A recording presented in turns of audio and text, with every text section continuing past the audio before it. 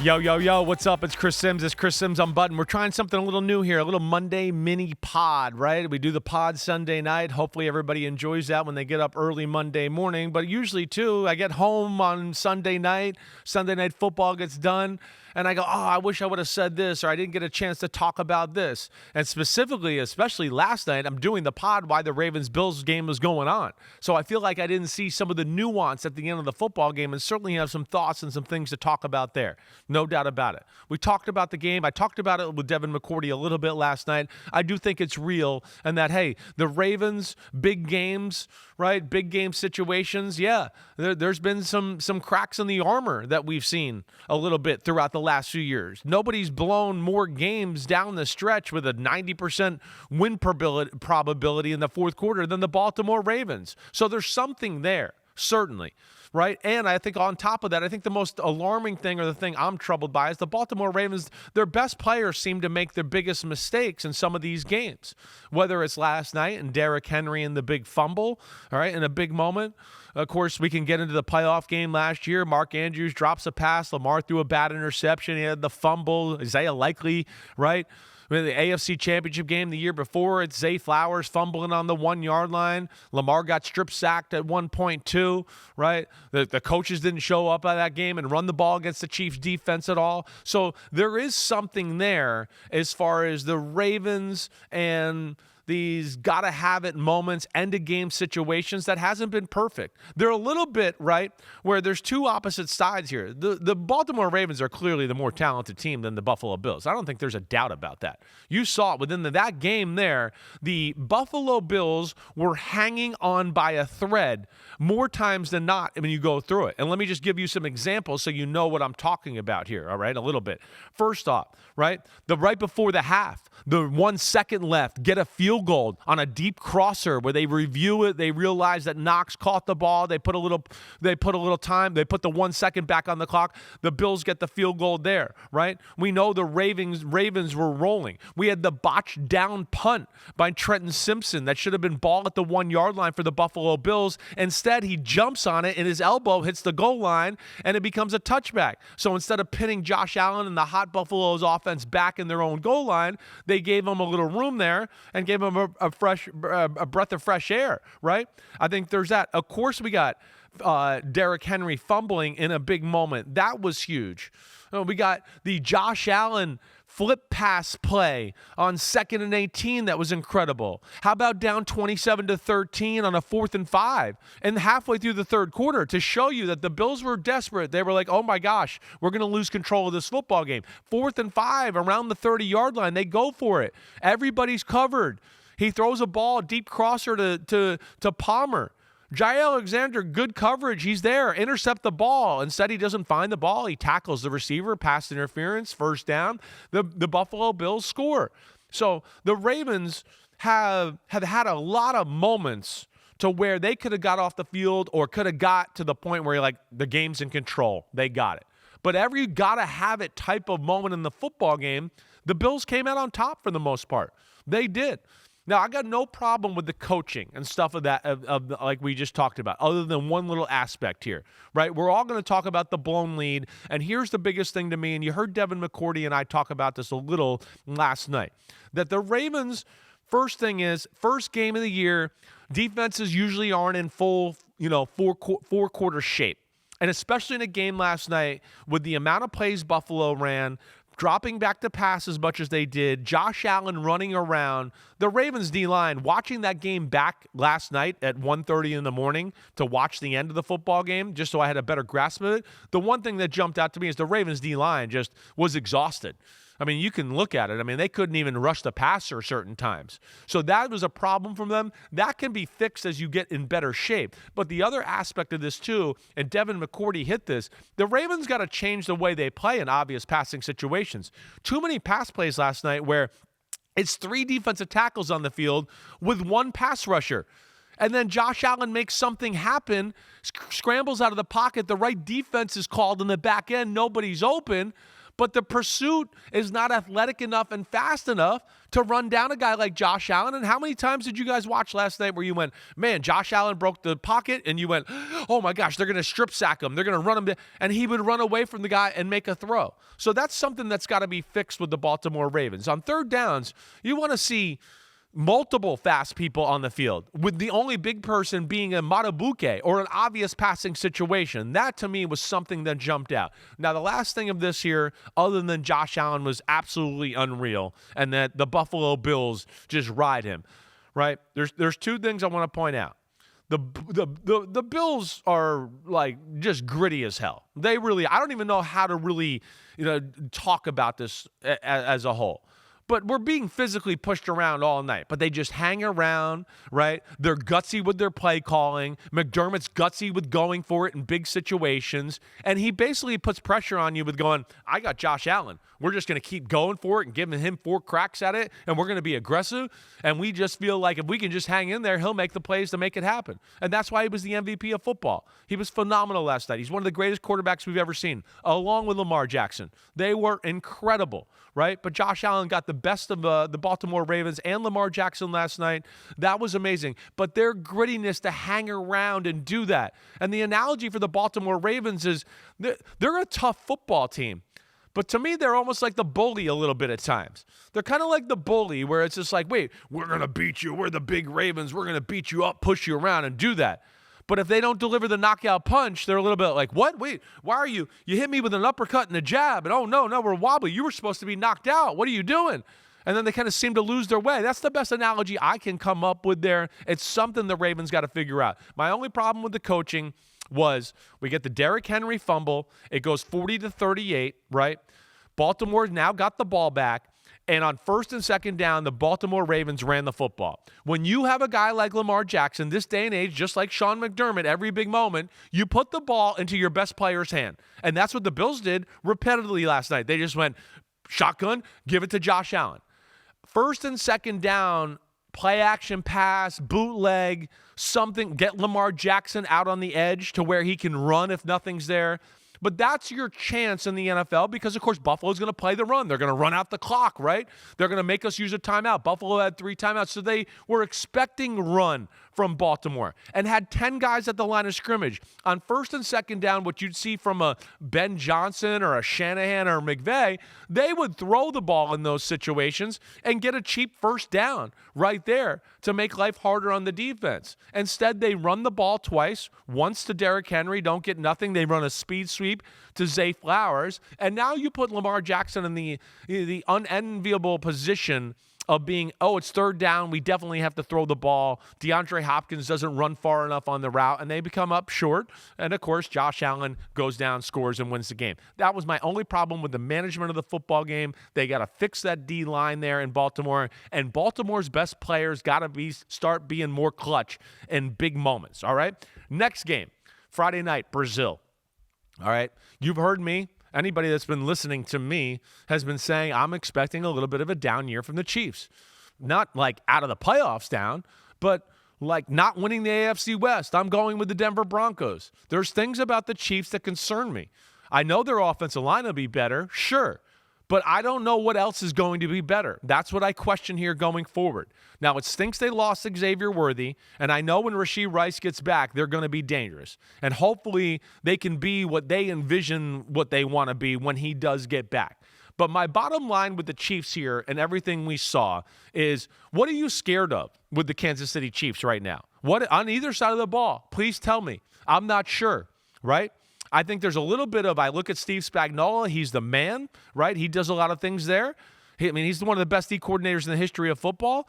But do I think the league might be catching on to some of the things he's doing? Yeah, because he's so great, the league is stealing things of what he does, and now teams copycat that. So then the teams that play the Chiefs are like, hey, we saw this team do it. We saw that team do this. So it's not as much of a shock.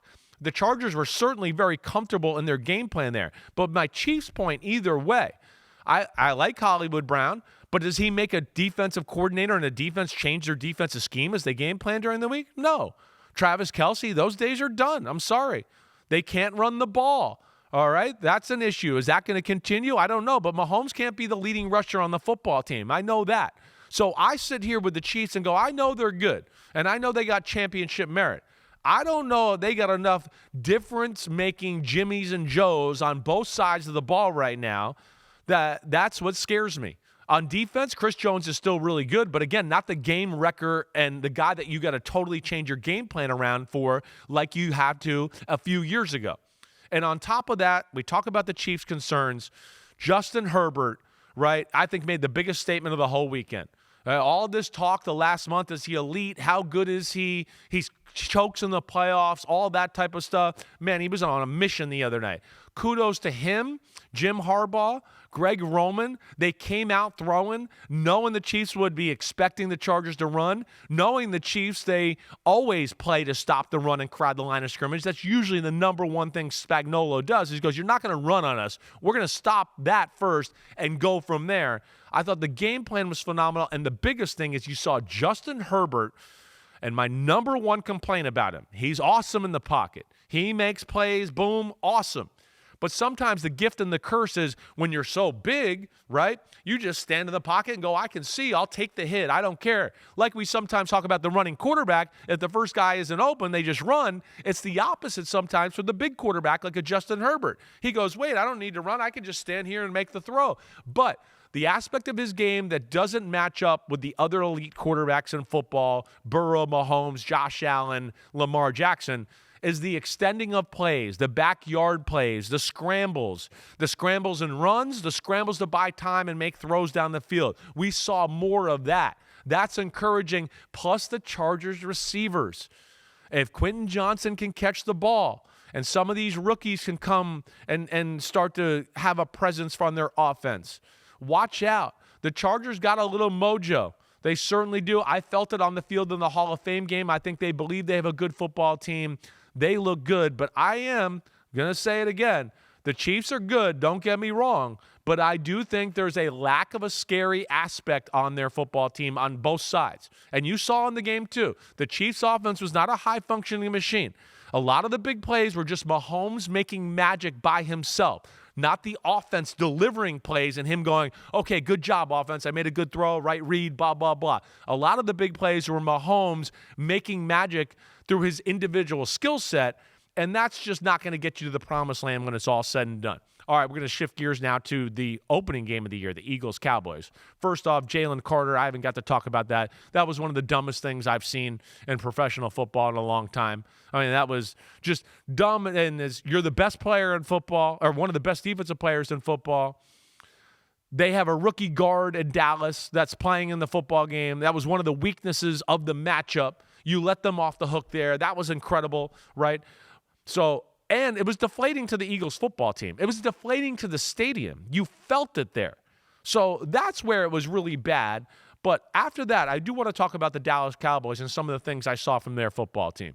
Dallas, Dak Prescott played really well. Those receivers are going to be a problem on the outside. I know CeeDee Lamb had some big drops, but Pickens, CeeDee Lamb, right, they got to feed Pickens the ball and call some more plays for him as they go forward here. But that's a dangerous duo there, as we know.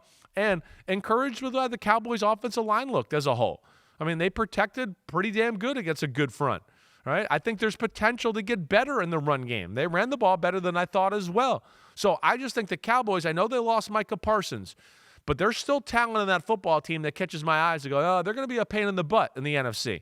I'm not sure it means playoffs. We'll see where it goes, but Dak Prescott certainly seemed like a man on the mission, right? And they stood toe-to-toe with the Philadelphia Eagles. Eagles look good. But the defense wasn't as dominant, right? Week one, I don't know. Yeah, it's hard. Again, when you don't play in the preseason, offense was good, but not great. The offense is simple in Philadelphia. That's what they are. And when they can't dominate in the run game, sometimes it just goes, it's not that beautiful. It's not that sexy all the time. The big plays of the night were what? One deep post over the top to Dotson. Most of the other big plays were Jalen Hurts running and scrambling. How could you not get the ball to A.J. Brown? So as dominant as the Eagles are, sometimes their offense underwhelms me with their schematical creativity. Either way, they win the football game. We know they're elite. They got the Chiefs next week. Good job by them. But my point there, watch out for the Cowboys, and I can't believe Jalen Carter did that. Come on, Jalen Carter. you listen to me, this podcast, everybody knows, I think it's Micah Parsons and Jalen Carter might be the two best players in football on the defensive side of the game right now, and that was a shame to see him not even play a stat. Before I wrap up this mini pod, there's one more thing I'm going to hit on. It's the Miami Dolphins, because I just think as I sit here going forward and thinking about that last night, what a disaster. What a disaster. And my theme this year, all right, and I'm going to be a little critical because this is one of my new pet peeves. Again, if we get into it, these $55 million, $50 million quarterbacks, right? Hey, Tua, Jared Goff, guys like that. Yeah, you're getting paid just like Lamar Jackson and Joe Burrow and all that. We got to see the same results. There's no more free passes. I'm not giving free passes to these teams or anything like this. The Dolphins are in a weird situation. Tyreek Hill was angry yesterday. They've paid Tua. They've based the offense around him, and because he's been injured, they don't want to hold the ball and throw the ball down the football field. Yet you have Jalen Waddle and Tyreek Hill who can go down the football field better than anybody in the sport. Does that make sense? Say that out loud. No, it does not. So it's all pandering and catering to Tua to justify that, but forget the rest of the team and the results. I don't love that about Miami. You've heard me say it, right? And as much as Mike McDaniel is as creative as he is and as awesome as he is, okay, he's amazing that way. I do feel like because he's a little handcuffed with Tua and the concussion, and I'm sure the organization, hey, we want to make it work. We want to justify the contract. We want to justify, picking him in the top 10. All of that, yeah, they want to keep him healthy. Yes, he's their best option. I get that.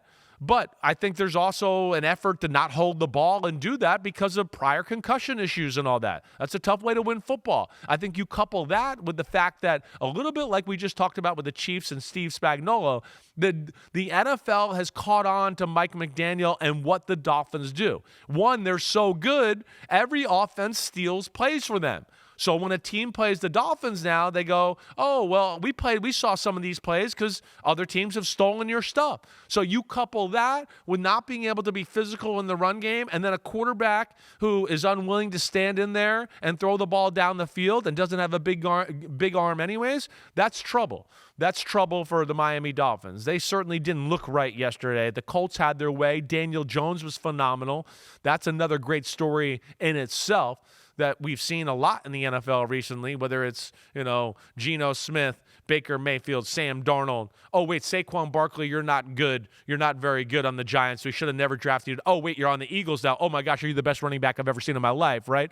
So that was a great story for Daniel Jones, certainly. But the Dolphins is concerning. And you see Tyreek Hill on the sidelines, frustrated. My buddy Mike Florio's been saying, this is this year's Devontae Adams. I can't agree with him more. I think if things head in this direction in Miami, Tyreek Hill will be on the trade block, and one of these teams that's a contender in the NFC is going to want him. All right? That's all I got to say. That was the Chris Simms Unbuttoned mini pod on Monday morning afterthoughts for your morning coffee. All right, everybody, enjoy it.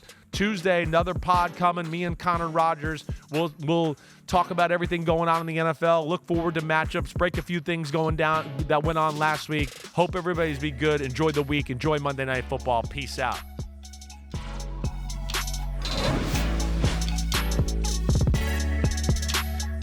Yo, homies, it's time to watch some games. That's right. We're on to the NFL season here with Chris Simms Unbuttoned. Hit subscribe to get our weekly picks, Sunday night recaps after every game, and much, much more. Thanks for watching. Peace out, homies. Remember, subscribe. Peace out.